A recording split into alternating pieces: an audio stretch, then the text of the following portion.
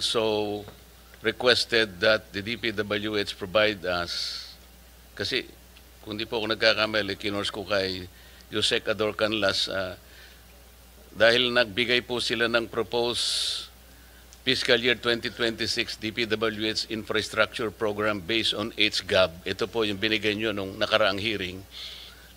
Mr. Chair, ang request po natin, kung mabigyan po tayo ng 2025, 2024, and 2023 in the same format. Kasi po ang binigay nila, nakita ko po, is a detailed HGAB. It will not permit easy comparison eh.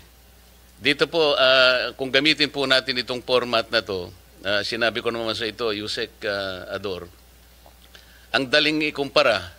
Halimbawa po, yung National Capital Region, 26.6 billion, di ba? So makikita natin sa 2025, 24 and 23 kung ano yung latag. Because I remember, sinabi ko kay Secretary Dizon na ang pinaka-importante, mahimay natin, kasi ang importante rito yung allocation po ng finite resources ng ating bansa. Region 1, 24 billion, CAR, 17 billion. Sana sa ganitong format din po, napakadali na ikumpara natin yung 4 na taon, madadali po tayo eh. Yun po yung aking request nung nakaraang hearing, kung matatandaan po ninyo. Hindi po yung detalye. Mawawala na po tayo doon pagka yung detalye. If you are the one who submitted this format, in the same format sana, HGAB po, hindi po yung NEP. So, kung HGAB, puro HGAB po yon 2023, 24, 25, meron na pong 26. So, tatlong taon na lamang po ang inihingi namin to permit easy reference and comparison. Pwede po. Go ahead, Yusek Conti. Thank you, Mr. Chairman. With the kind permission of the Secretary, I would like to address first the manifestation and comment of Senator Lauren. Ma'am, tama po kayo at nagpapasalamat po kami sa inyong pag-promote and transparency, accountability, and fiscal discipline dito po sa ating budget process. And I'm conferring with Director Bote. Tomorrow morning, we will be submitting as requested, Mr. Chairman, yung pong hinihingi nyo na allocation per district, kasama na po yung allocation in totality per region so that the committee will be properly guided po based po doon sa request po ni Senator Lauren. Yusek, i-ano lang po namin, i-stress lang namin, based on HGAB. Yan, apo. And number 2, yung request po ni Senator Marcoleta, we will be furnishing you with the 2023, 2024, and 2025 HGAB following the format submitted, yes, similar sir. to 2026. Yes, sir. Mr. Chair, Chairman. kasi po itong binigay nyo based on GAA kaya medyo hindi comparative. At Yusek Ador, nasabi ko rin sa iyo na pwedeng isama rin yung sa party list. Kasi dito po sa sinabit ninyo itong 2026 based on HGAB, walang party list dito eh. Bakit ko po ini-insist yun? Meron pong party list kasi na contractor congressman. Alam na po ninyo siguro kung sino yung sinasabi ko. Yung pong ordinary party list, masaya na siya sa 150 million allocable. Pero po yung contractor party list, iba po yun. Kaya gusto po naming makita, this is still in relation to the truthful allocation. Dito po nagkakaroon ng problema. Pwede po ba yun? Isasama po natin ang party list. Dito po sa HGAB po ninyo, 2026, wala pang party list. At, tama po, Mr. Chairman, because the party list, wala ko siyang distrito, will try to extract as much as possible. Wala kaming gano'n kasi nationwide po kami. Pero yes, makukuha nyo kung ilan po yung na-allocate per party list. Tama po.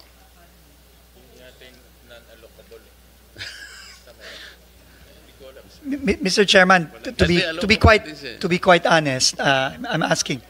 I think ang makakaalam lang daw po, according to Sec Bote, or would be the Committee on Appropriations in the House. Kung HGAB po ang pinag-uusapan natin. Nahihirapan po kaming kumuha nun eh. Kasi po kayo, makukuha nyo rin eh. Lahat ng party list, alam po ninyo yung mga projects nila eh.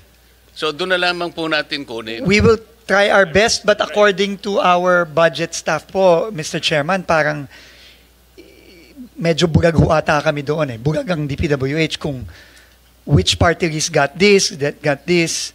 Kasi nga ho, there's no district eh. Kasi po kami naniniwala, mas authentic yung makukuha nyo kasi kayo yung nakakaalam ng mga We projects will try our nila. best. Mr. Chairman, we will try our best po. But right now po, parang... yeah. We will try our best, Mr. Chairman. But I'm being told now that it's very difficult, close to impossible to extract which district, which projects and saan yung inallocate for the Bigyan ko kayo ng parties. clue para hindi po kayo mahirapan, Secretary. Yung mahihirapan lang kayo, konti lang yun. Kasi yung mga contractor party list, congressmen yun eh. Yun pong ordinary party list lang, kagaya ng Sagip party list, 150 million lang po yun eh. Pero pagka yung malalaking party list po na contractor talaga, yun lang ang pagsikapan ninyong itotal. Doon po makikita yung lopsidedness. Meron pong distortion talaga dyan. Mga contractor po sila eh.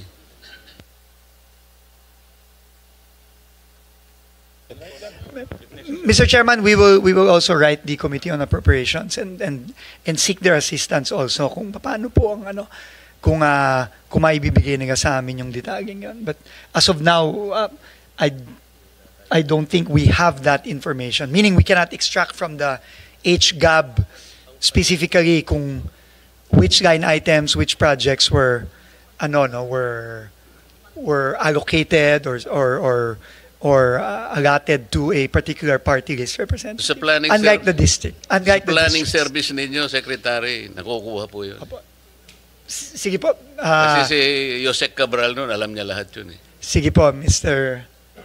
Chairman. Unfortunately, Yusek Cabral is no Mr. longer in the Chair. department, but we will try our best. No? Mr. Chair. Senator Tulfo.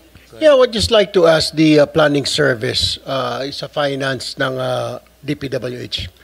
Ito ba yung sinasabi because walang specific na district yung budget at saka so maaring may naririnig kasi ako nung when I was in the House of Representatives na pwedeng bumili si ganito ng pondo kay ganito. Hihingin ni congressman ganito kay congressman ganito yung pondo. Where in fact, naka-allocate sa district niya, dadalhin sa kabilang district or ibibenta. I know you've heard about that. I mean, Mr. Secretary. We have heard similar stories, Mr. Yes. Mr. Chairman. Na yung pondo niya, pwede kong bilihin and dalhin ko, pwede ko ibenta ulit hanggang sa 3 kamay magpapasa-pasa. So, from 20%, nagiging 30, naging 40, Yes. hanggang sa wala nang natira because nga binenta yung pondo. Could it be, ito na nga yung sinasabi ni Senator Marcoleta, yung we have heard allocable na ito.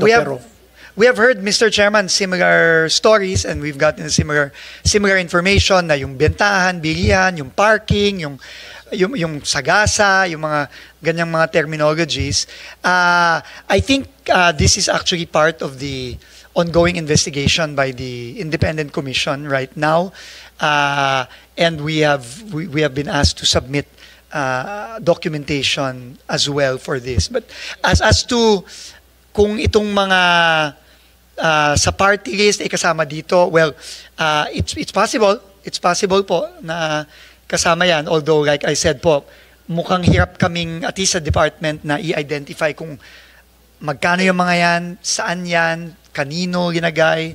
No, yun po ang medyo, I think we have a bit of a hard time getting all that Mr. details. Chair, Senator Lawrence. salamat po sa inyong sagot, Secretary. Kaya nga, last week pa namin hinihingi yung NEP revised, allocable at non-allocable, maski iba na ang salita, district project at non-district, doon makikita yung kanilang hinihingi. Yung pong tanong nila, doon makikita. Kasi yung hindi po alam ng district engineer, titigman natin. Hindi alam ng congressman, district engineer at ng mga mayor sa distritong yon, alam dapat ng region. Pag hindi alam ng region, alam dapat ng central. Pag hindi po nila alam lahat, tatapyasin ng Eagle Eye Chairman. Ganun lang po yun, di ba? Mapo. So I think what we're asking for will address the concerns of the other senators. If we are really serious, and I'm Yes. sure you are serious about cleaning up the system. Yes. Ma'am, I think Thank you. there was just a little bit of confusion on the terminologies because in the revised NEP, the new team actually did away completely already with the concept of allocable, non-allocable. No? I think in the letter of Undersecretary Conti, ma'am, Mr. Chairman, to the Honorable Senator, we explained our process, but sabi naman ni ma'am na we will just submit it based on legislative justice para lang makita. Naintindihan ko na po ngayon no yung point ni Senator Loren na all we want is, let's say, X district got this much. We will validate with a congressman or the district office there. To shorten your work, Yes. hindi na kailangan po i-validate. Ito, 625, di ba yung NEP revised? Per district po, yung Magkano? yung sa district ito, yung region or central ito. So, iniba lang yung pangalan, hindi lang natin ginagamit allocable Yes. and non-allocable. Kasi, Understood, ma'am. just to simplify, sabi po ni Director Bote, ang allocable, yung ceiling po ng budget ng congressional district, allocable. O sige, ayaw nyo gamitin yun, ayaw din namin. So, tawagin natin district projects. Yung hindi po district projects, tinatawag sa dating leadership ng non-allocable. Ayaw po natin gamitin yon. Di tawagin natin non-district projects. Pag hindi po alam ni district engineer at ni congressman at ng lokal, di region siya o central siya o question mark, sino pa? Di ba? Ganun po. So, district, non-district. So, district, synonymous to allocable. Non-district, synonymous to non-allocable. Yung tinatanong po nila, parking sa gasa, whatever, ay siguro sa non-allocable dati. So, aalamin natin, doon lang natin makikita yung hugis at yung maaring mga tabang pwedeng putulin kung makita natin yung non-allocable synonymous to non-district. Tama ba ho? Thank you.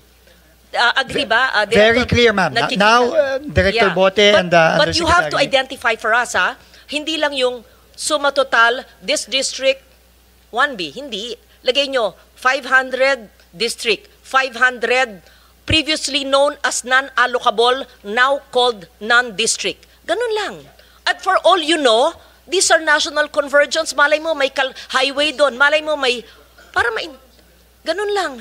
Ganun lang. Pero detalya. Oo. Thank you, Mr. Very Chair. clear, Mr. Chairman. Ma'am, very clear po. I was told po by ASEC Bote and Yusek Nick, they can submit this by tomorrow morning. Submit to the committee, Yusek. I think ang punto naman ng mga senators, Secretary Dizon, in the past kasi bigla nilang may lumalabas na project, no?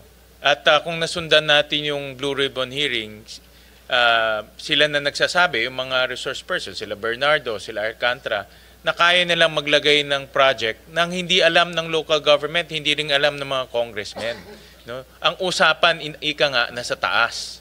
That's the point Senator Loren and the rest of the senators are trying to make. So that makikita natin kung ano yung mga projects na coordinated on the ground, ano yung bigla nilang dumadating dahil mausapan na sa taas. That's the point. No? So just submit to the committee, Yusek, para maano natin. We will, Mr. Ma-process Chairman, natin. thank you po. Very clear na po ngayon. Ma'am, thank you so much. Secretary, we go to red flag 1. Yes, just again, Mr. Chairman, with your permission, maybe 5 examples na lang po. No? 5 examples lang, no? So just to summarize, next slide please. Projects with no station numbers. Ito po, no, yung po yung observations ng committee, which we agree. Projects with no station limits now have been updated with station limits. For school buildings, station limit is obviously not applicable.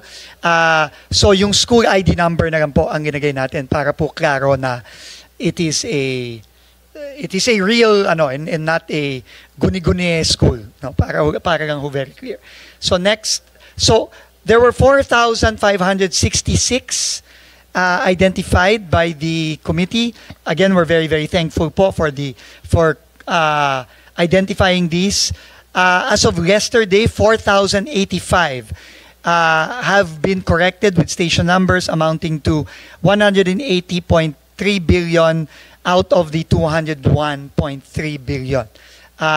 So ito po yung nasubmit na namin. I think there are already specific annexes to this, and the breakdown per region is as follows. Now, just to give some examples, ito po, for example, sa Cordillera ulit, no, ito po ay isang, I guess, new road,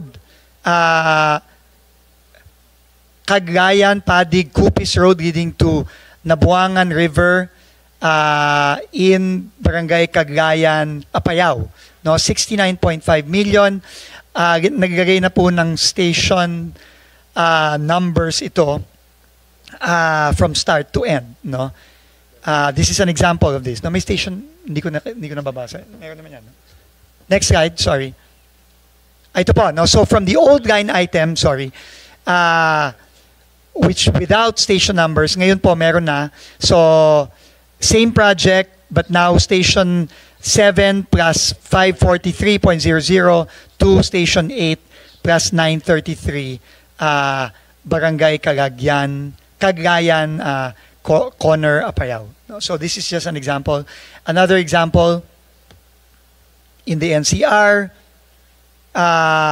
this is a school building, Mr. Chairman, obviously, and it is a retrofitting of a multipurpose building, which is a school building in Moises Salvador Elementary School, Manila, 103 million, and this is these are the geotag coordinates as well as the school ID number, and you will see it in the next slide. Next slide, please.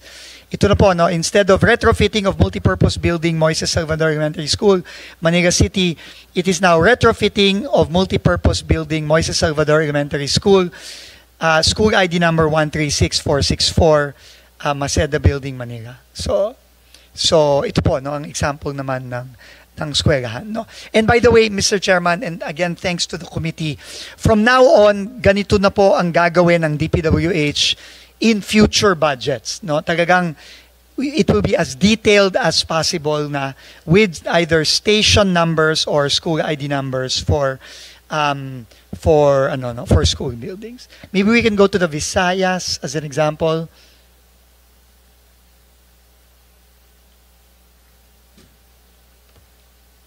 So ito, Capiz, no? It is a road, no? 100 million, ito na po yung ano, no? Can you go to the old name? Ano to? So I suppose this is a continuation. So meron na pong kilometer, K0011 plus 078 to K0011 plus 688. So I guess this is the number of meters, number of linear meters. Maybe one more in the Visayas, maybe. Negros Island region, again, construction of road, Barangay Cangabo, La Libertad, Negros Oriental, 38.7 million. This is the picture. And then there will now be station numbers, station limits. No, station 2 plus 670 to station 3 plus 970, La Libertad, Negros Oriental. And maybe finally in Mindanao, Zamboanga del Norte, again, a picture of the road with the geotag locations.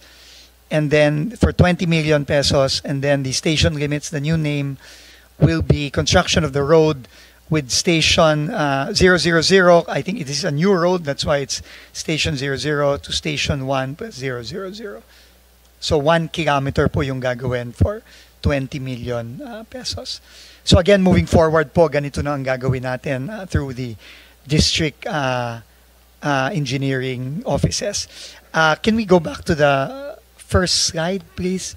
Mr. Chairman, again, the second slide, 4,085 have been identified. Out of the 4,566, so almost 500 projects have not yet been identified, totaling roughly about 21 billion pesos. Again, we were requesting for more time, but again, if we are not able to provide, then we would welcome the committee removing these projects that have not been validated and stationed from the HGAB, Mr. Chairman. But similar to the red flag number 4, we hope we can get a little bit more time. But if not, of course, we leave that to the discretion of the committee. Secretary, in your review of these projects, lahat to legitimate projects, meaning itong mga projects merong talagang pagdadaanan yung kalye, meron talagang i-construct na kalye in your review.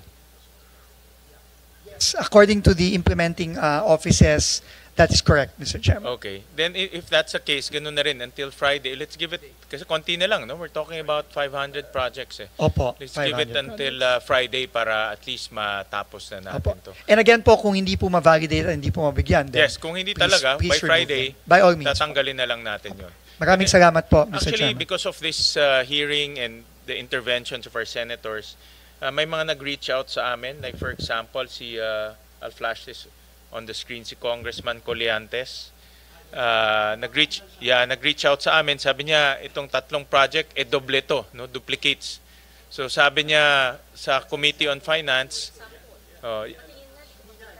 yan. We have, Mr. Chairman, we have also received the same letter from Congressman Colliantes from Batangas. We have also received a similar letter from Congressman Biron of Iloilo, also saying na hindi niya alam yung proyektong yan, so pwedeng pakitanggal na lang. So, and obviously, I mean, we will be, opo. So, buti si Maite. Maybe this is what the point of Senator, which is well taken po. Nag-reach Thank out you, siya Mr. sa Chairman. committee for the committee to consolidate or to remove itong mga project na ito. But this is an example na yung mga congressmen, they themselves on the ground, hindi nila alam na may doble, no, na ganito. At siyempre, baka nangyari ito galing sa central, binaba, hindi nila alam. Kung merong usapan sa taas, madadamay sila. No? So sila nag-reach out sa amin. And then, yes, go ahead. Yeah. Paano yun? So, we commend the congressman who wrote you, si Maitet, o anak niya. Pero, paano yun? Bababa naman yung kanilang NEP at GAB. Dapat palitan naman ng tamang project. I-restore naman. Di ba? Mr. Chair, di ba fair lang? Kasi, Hindi na sa kanila, no? But in this sa case, the erata letter. nila. Pwedeng depende na sa i-erata. kanila. Papayag tayo. Mr. Chairman, in fact, I think this is a very, very important point, no, of Senator Legarda, and very, very welcome point, because as you know, I mean, we need to build roads, we need to build bridges, we need to build classrooms. So, if the congressman, for example, Congressman Colliantes has a different project in mind, then we can include it as an agency errata, no, to the Committee on Finance. Pag classroom ang gusto, para Sa siguro DepEd po mas siguro less yan. corruption pag classroom. Paano yun? Hindi naman sa inyo. I-erata nyo from your budget, pero kayo magko-construct, pero DepEd budget yun. So how will it be reflected in the GAA pag classroom? Can it be called a multi-purpose tapos gagawing classroom? Pwede ba yun? Legal ba yun? Because ang nagko-construct naman ng classroom, DepEd. I mean, DPWH from the DepEd budget, although now may options. So, to be fair to the congressman, ayan. So, parang hindi magalit pa congressman sa akin na binababa namin lahat dito. Kung pinapalitan nila dahil hindi nila alam, yung kanilang NEPGAB, bababa naman for being honest. Why should the honest ones, I'm not saying the others who are not nagsusuplong, hindi honest. Pag ibig sabihin yung eagle eyes, kamukha ng chair, tas isusumbong, mababawasan man mga tao niya. So kung i-compute po yung per capita sa kaniyang distrito, liliit, parang disincentive ito, hindi na ako magsumbong, bababa ang NEP at GAB ng distrito ko, ang dadaling ko sa distrito, konti. That's not being trapo, ha? That's not being corrupt, ha? Because people really look at the benefits per capita ng representante na tinutulong sa distrito. So siguro naman po, sa mga valid na proyekto, gaya ng classroom, multipurpose pwedeng classroom, pwedeng palitan dahil sa hindi alam. Kung papayag yung chair, that's my simple question. What is the legal way of doing an errata of a valid project? Thank you. Paano po yun? Yeah, I think ang process is we can amend, but we need to know kung anong exactly i-amend natin kasi yung need on the ground mas kabisado ng congressmen and LGU yan no. So we need to get guidance from the congressman or the LGU pagdating sa ganyan. May mga Tama si Chair, hindi raw errata, sabi ni Attorney Doblon at ni DG Irene, amendment, pero hindi siya individual. It's an institutional amendment because of all these changes now. It's not just one district, 2, 3. It's really districts na nakakita ng flags or bumaba ang kalang NEPGAB not on their own doing. Let's say nagsimula ang NEP sa 3, naging 1 kasi maraming nagtakbuhan na daga na natakot sa district or kasi natanggal yung flood control, i-institutional amendment. Kamukha yung kay Maitet na distrito, siya ang nagsabi sa chair, wag naman parusahan na nawalan yung mga tao niya, papalitan let's say ng classroom or whatever na valid. Tama, amendment. O sige, sige. I just wanted to manifest that. Thank you, Mr. Chair, if I may po, I think, bottom line no, para maintindihan po tayo ng mga kababayan natin, I think all we all want is to make sure that the projects are beneficial to the communities and the districts. I think without these projects becoming ghost projects or substandard projects or projects na pinagkakakitaan lang. I think that is the objective of everybody. And we fully appreciate po the suggestions of the committees, the projects that have been pointed out by the committee.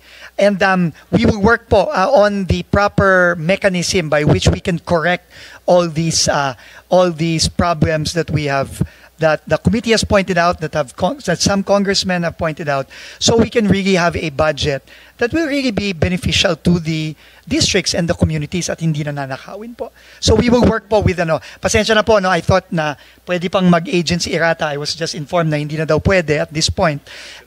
But we will work with the Committee on Finance po for the appropriate institutional amendments that need to be made to make sure na maayos po itong budget ng DPWH ng 2026. Thank you very much, Mr. Chairman. Thank you, Senator Loren. Meron din akong example na baliktad naman, no? Si Mayor Biazon reached out to us. Ito kasi na-point out namin sa Muntinlupa. On the same year, may construction, 10 million, and then on the same year, may rehab. Teka, Carla, on the same year, may rehab, no, sa Muntinlupa. But he explained to us that this barangay, itong barangay Putulan, malaki ito. In fact, yung 30.3 million, 5 project pala ito in different areas. These are legitimate projects.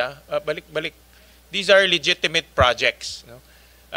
Hindi siya ghost project. Meron talaga siyang mga lugar. Ang problema nga, dahil generic yung entry, no, hindi natin malaman ngayon na 5 project pala ito. No? So, kawawa naman yung LGU, na-accuse siya ngayon na, or kawawa naman yung congressman or LGU, na-accuse siya na mali itong project, pero sa totoo, beneficial pala sa tao nila, no? Dahil 5 project to. So, may maraming ganitong project na pag ganitong malalaking barangay, I suggest, i-granular pa natin, identify yung kalsada.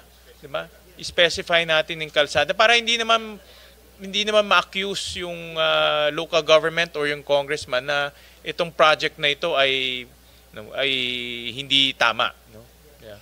Mr. Chairman, ito nga po, no, and first time ko pong nakita itong complexities ng DPWH budget. No? And tama po kayo, no? And I think the key here to ensure transparency and to ensure that na tama yung mga proyektong may implement is really to go very, very granular. Ang napansin po kasi natin dito, dahil nga siguro napakahaba na ng budget ng DPWH, I think this is over 700 pages in the GAA, no, nagiging generic po ang line items. When in fact, dapat mas granular, mas specific. And I think this is the right direction moving forward. And if we could get a copy po of the details here, then maybe, you know, we can have it validated and then just resubmit, no, a more included in our submissions for Friday po, Mr. Chairman, no? I think yung mga ganito, mas alam to ng mga district engineer. Yes. No? Kasi like itong document on the right, ito binigay siya lang sa amin to ni Mayor Biazon dahil meron siyang, I guess, binigay sa kanya ito ni Congressman Fresnedi. But itong ganitong document, nasa district engineer siya, hindi namin alam yan eh. Nasa JA, basta nakita namin sa JA is rehabilitation of multipurpose building. Yun lang. Hindi namin alam na 5 project pala ito. No? So, we'll request the district engineer kung meron mga ganito. Na legitimate naman, no? Valid naman yung project, i-breakdown na nila, no? By street para granular yung ating description. No? Thank you po. And Mr. Chairman, we will also need your help as well, maybe with the Department of Budget and Management, because there will also be some need for some readjustments with the budget nomenclature, no? Yung how the line items are described and named. Kasi po minsan doon din masyadong generic din po ata yung nomenclature ng DBM, and I think we need to be more granular and specific, and that needs to be allowed po in maybe starting this budget i-allow na, no, para ho mas klaro sa ating mga kababayan, no. Thank you very Secretary, much. itong gamitin natin itong nangyayari as a rude awakening for all of us to reform even our budget nomenclature, our budget process, even the way we craft the budget itself. No? And this is where kami dito sa Senado, yun rin gusto rin namin maayos, na pagdating sa budget, walang room for discretion. Implement lang. Pag in-approve yung budget, ang department implement lang ng tama, hindi implement ng mali, implement ng tama. So yun ang aming ginagawa ngayon, linalagyan na namin ng detalye para hindi na wala ng room ang mga corrupt officials na paglaruan yung generic titles. So ito yun ang ginagawa namin ngayon sa Senado. We agree po 100%, Mr. Chairman. Thank you po. Question lang, a little tweaking of the allocable. I am told in some districts, pati ang district office implements non-allocables. Kaya nga naguguluhan ako, kala ko pag i-define natin yung non-allocable na above the district, pero meron din daw ibang distrito na ang tawag sa project ay non-allocable. So na-confuse na naman ako. Baka Senator Marcoleta can help me explain. Anong ibig sabihin nun? Yes, thank you. Senator Dizon. Mr. Chairman, Secretary Dizon. thank you very much to Senator Lauren again. I mean, her wisdom through the years really shows, because that is exactly one question I asked also when I came in. Bakit may mga, halimbawa, kasi di ba may thresholds of authority ang mga district at regions, no? 150 sa district, 400 sa region, binaba na po natin yan, kinagahati na po natin yan. Pero apparently, the secretary can delegate authority, even if it is above. Say, the region is 400 only, but the project is 500 million, 500. The secretary po baga can delegate authority via an order to the region, even if it is above na the threshold. No? So pwede po pagang gawin yon. So I think that is what has happened. It's really kayo po ang mag-identify sa list of district projects per congressional district. Ano yung allocable or non-allocable? Kala ko it's as simple as pag sa district, ito. So meron din pala within the district, pero ang tawag dati non-allocable. So maybe you should identify when you submit tomorrow, ito ay district projects na alam talaga ng district engineer na vinet ng district. Para sagot ni engineer, to be fair to him or her, sagot niya. Pero ito, ini-implement sa district, hindi niya alam. Binigay ng region o ng central, care of.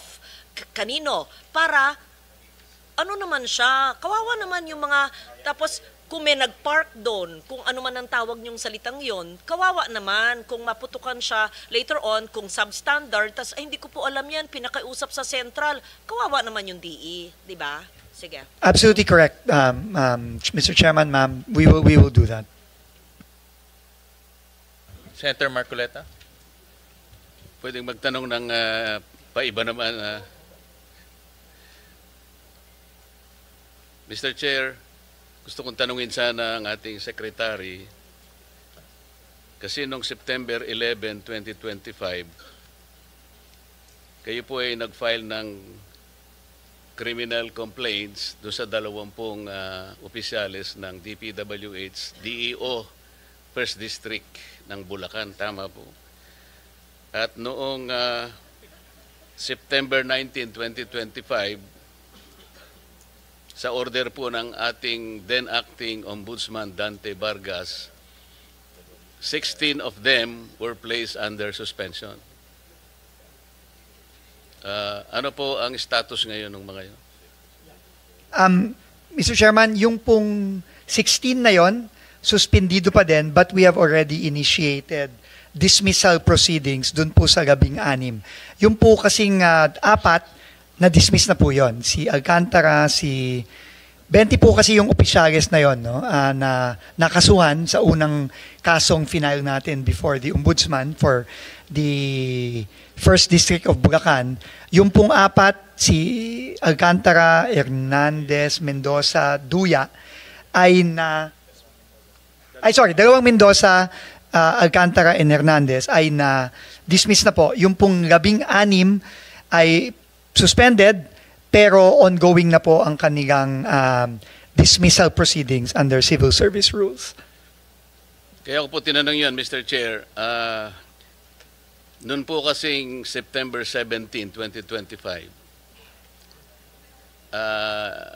the acting Ombudsman Dante Vargas issued an office order na ang nangyari po, lahat po ng criminal or administrative complaints that were filed within 10 days prior to that order, meaning to say, magsisimula ng September 7 to 16, mawawala yung docket number. Ang epekto po noon, dalawa po ang epekto. Halimbawa po yung September 15, 2025, wala pong connection ng DPWH dito. Kaya ko lang nabanggit yung September 15, 2025 complaint. Ito po ikasali do sa 10 days na inalisan po ng docket number prior to September 17.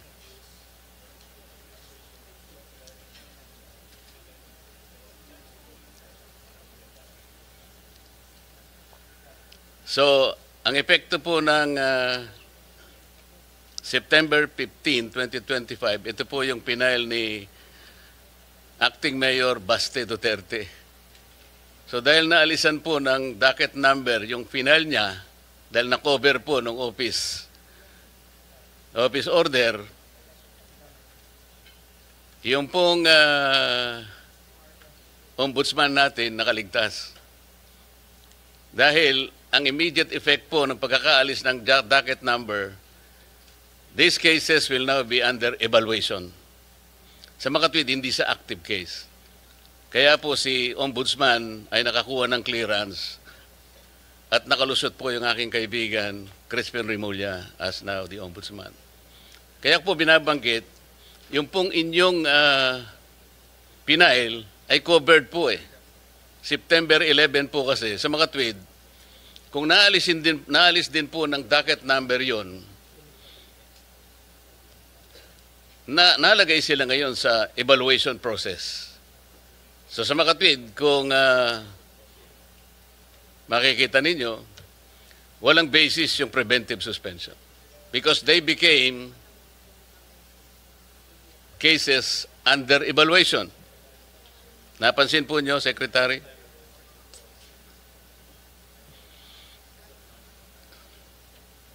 While it benefited the Ombudsman, the applicant Ombudsman at the time, hindi po nagkabisa yung suspension ninyo. Because both of these cases were covered under the order issued by Dante Vargas. So may nagsasabi nga, Mr. Chair, kapag ikaw ay nanalangin para umulan, kinakailangan ay pagtiyagaan mo yung putik na idudulot nito. So, nasaan po ngayon yung suspension? Opo. So, hindi pa, right now po, ang immediate po kasi naming naging action, pagka-file namin ng kaso, ay ito nga po, no? Nag-show cause order kami sa lahat to initiate administrative proceedings against the 16 na hindi pa dismissed. Nagpa-show cause order na kami agad-agad sa kanila para masimulan na po yung administrative case against them, no? And in the process of that, when we received the suspension order from the ombudsman, sinuspend na ho namin at Which is nag-appoint. ineffective. Yun ang sinasabi ko po. Opo. Pero right now po, hindi naman po ginif. So right now they are all suspended. No? At ongoing na po yung administrative process against them. So for all intents po sa amin, at least sa administrative case, tuloy-tuloy lang po kami, Mr. Chairman.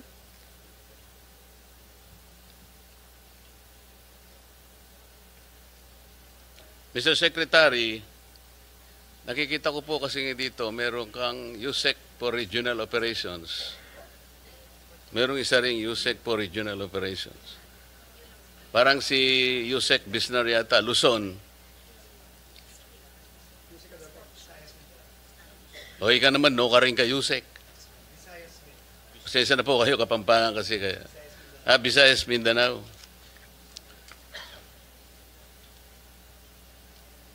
Pero, Mr. Secretary, yung DPWH Undersecretary for Luzon has responsibilities that include, among others, overall supervision and control over operations of all regional offices in Luzon, control over all DPWH funded infrastructure projects, including those funded by other agencies and implemented by the DPWH in his area of assignment. Tama po? Tama po, Mr. Chairman. So, napakalaking responsibilidad po ito. Pinagtiyagaan ko pong ipagtanong ang pinanggalingan po ni Yusek Bisnar. Medyo nakakabahala po. Pasensya na po, ano? Noon pong August 15, 1998, Yusek Bisnar, hanggang October 4, 2000, or 2 years and 1 month, kayo po ay nasa PHAU Headquarters Support Service, HSS. Ang ibig pala sabihin ng PHAU, ito po yung Personnel Holding and Accounting Unit na nakakabahala po ang kalagayan sapagkat ito po pala ay mga police personnel assigned to PHAU for various reasons, including secondment to other agencies, those on study leave, or those under floating status, such as personnel with pending criminal investigation, etc., etc. And then in January 16, 2002 to November 7 to 2002, ganun din po, PHAU HSS. Ganun din po sa November 8, 2002 to 2003, 4 months ito. Ang pinaka medyo maduguri ito, Secretary, PHAU HSS, March 4, 2003 to March 15, 2012, or a period of 9 years.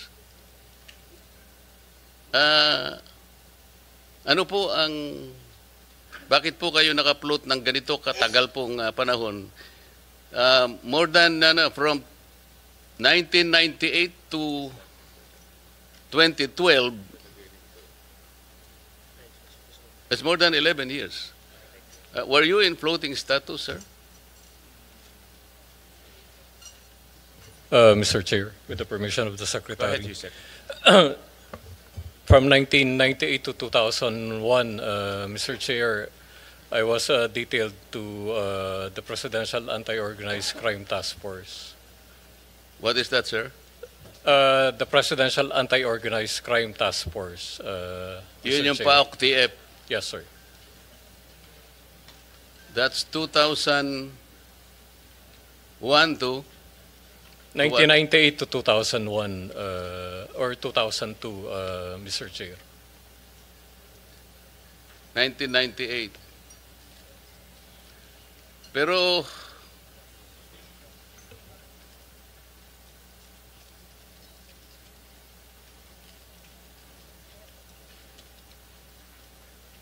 nagkaroon po kayo ng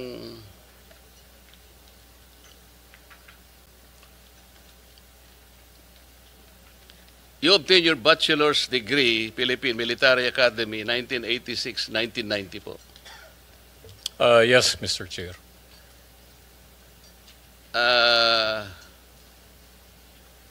Meron kayong Doctor of Veterinary Medicine, University of the Philippines, Los Baños, 1986 to 1985 to 86. I attended the Did you finish the this? program. Apparently, parang hindi nyo naman nakumpleto. Tama? It's only for 1 year, 1 year. Mr. Chair. And then,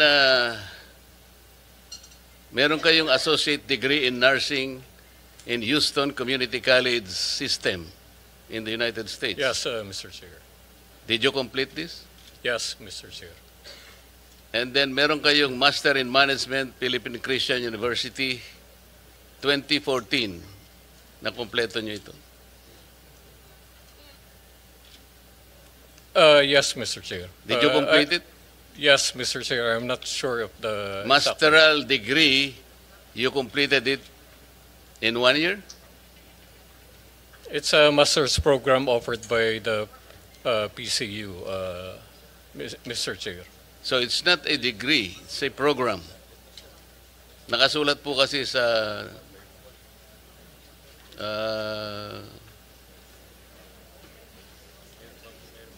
ninyong background ay masteral degree. It's a degree, Mr. Chair, offered by PCU. How can you complete a masteral degree in 1 year?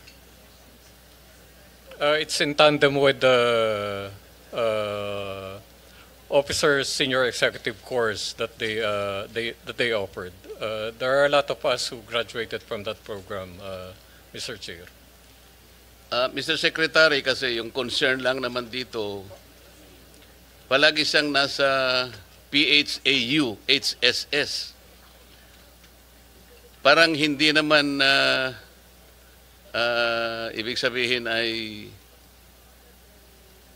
walang makikita talaga. Ano ba yung nangyari within, let's say, 11 to 12 years na palagi siyang nasa PHAU?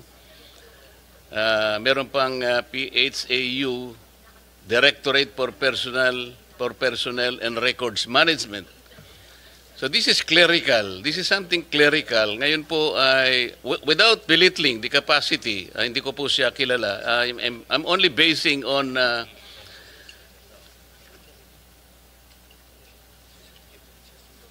kasi po noong 2003 kayo po ay nung makuha po nyo yung associate degree in nursing in Houston Community College, nakakuha po ba kayo ng student visa? Yung F1 visa? No, Mr. Chair.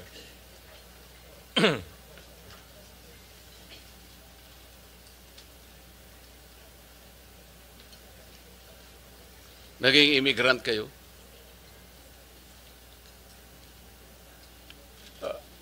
Mr. Chair, just to clarify, by 2003, I was dropped from roles by the PNP.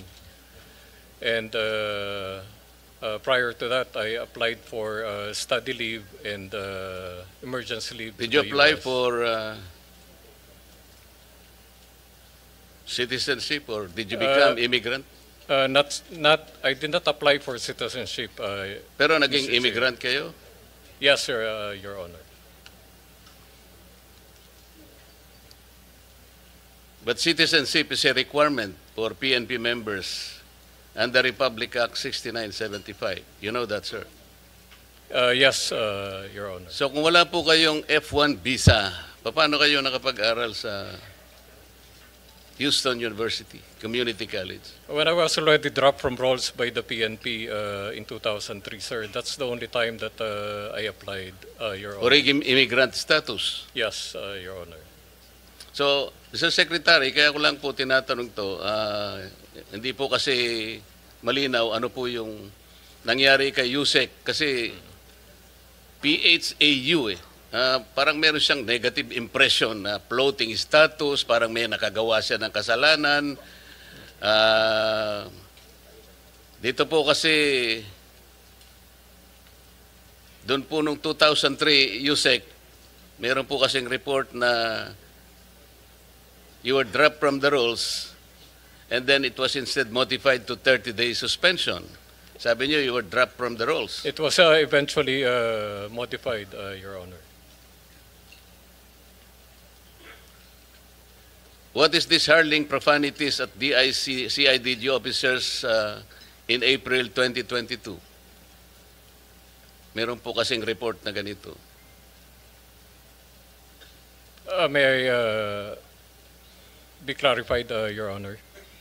According to the limited information available online, then Police Major General Bisnar parked his vehicle in the CIDG National Capital Region Field Unit compound and confronted the guard on duty, claiming the compound gate encroached on the pedestrian lane. Mga ganon. Do you recall that? Yes, Your Honor.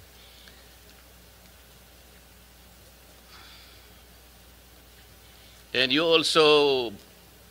have been reported to have berated a police officer assigned at the CIDG for wearing a bracelet at that time. Yes, Your Honor. In October 2024, a complaint for grave abuse of discretion and unjust vexation against Bisnar were filed before the Quezon City Prosecutor Office by one Marites Cabilian, a non-uniformed personnel assigned to the PNP Directorate for Controllership. Yes, Your Honor.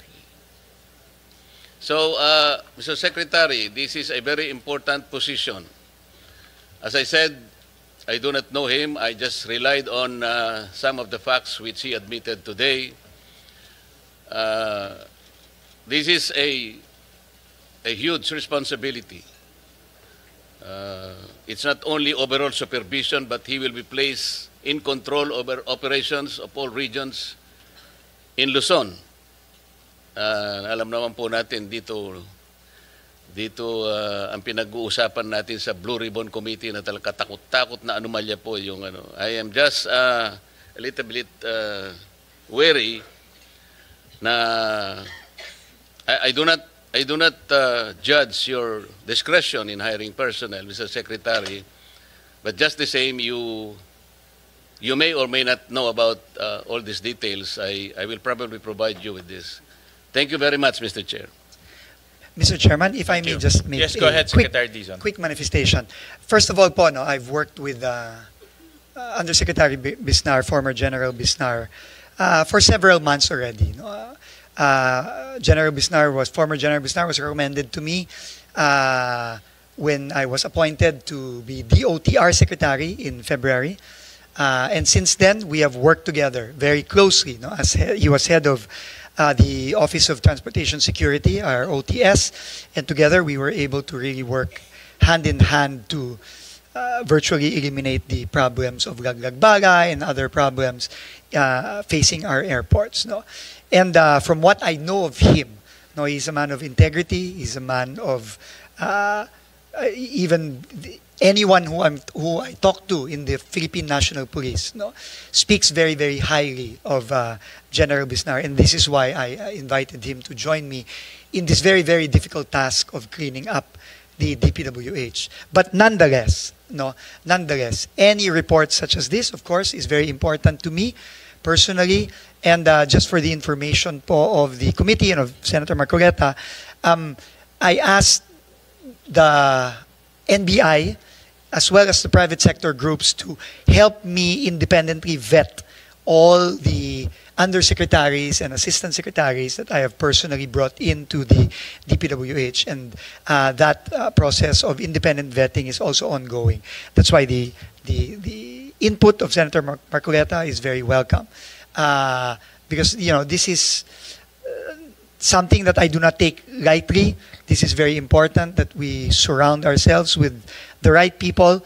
As far as I know, and having worked with General Bisnar, he's a man of integrity. He's an honest man and a very, very strict person, which I think is very, very important as we try to cleanse the DPWH from top to bottom. But we welcome any form of independent information from the Senate, from our senators, and of course from any of those private sector groups that we have asked to independently vet our recommended appointees. So thank you very much po, Mr. Chairman and Senator Marcoleta. Thank Your you very much po. assurance very relieving, Mr. Secretary. Good luck, Yusek Bisnar.